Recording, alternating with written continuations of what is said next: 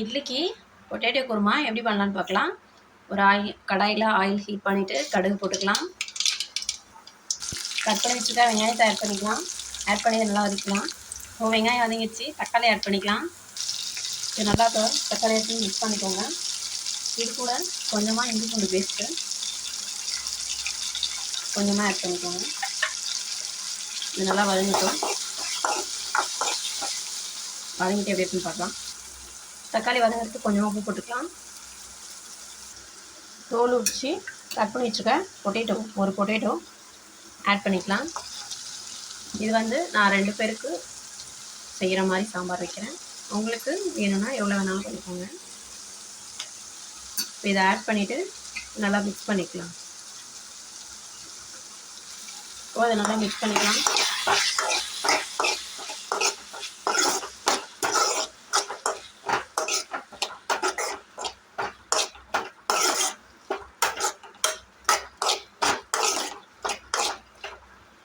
கொஞ்ச நேரம் வேகட்டும்.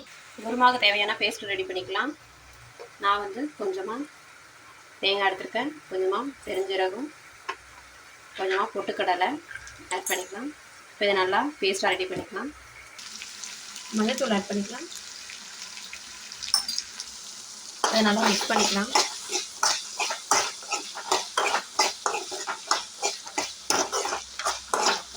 இப்போ அரைச்சி வச்சு இந்த பேஸ்ட்டை ஊற்றிக்கலாம். பேஸ்ட்டாக இப்போ ரெடி பண்ணி வச்சு இதை பவுடர் ஊற்றிக்கலாம். தண்ணி கொஞ்சமாக மிக்ஸ் பண்ணி ஆட் பண்ணிக்கோங்க.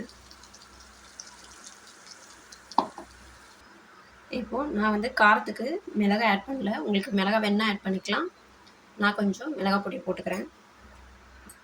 மிளகாய் பொடி இல்லைன்னா ஏதாவது மிளகாய் 2 மிளகாய் ஆட் பண்ணிக்கோங்க. இப்போ இதை நல்லா மிக்ஸ் பண்ணிக்கலாம்.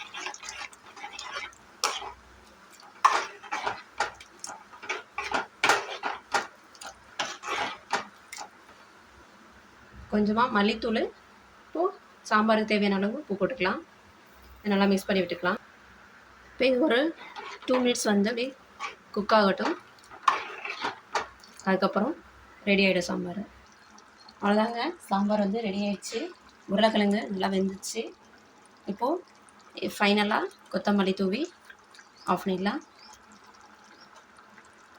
சூப்பரான இட்லிக்கு ஏற்ற சாம்பார் ரெடி ஆகிடுச்சு. நீங்களும் ட்ரை பண்ணிவிட்டு எப்படி இருக்குன்னு கமெண்ட்டில் சொல்லுங்கள். தேங்க்யூ ஃபார் வாட்சிங் my video. Please subscribe my channel.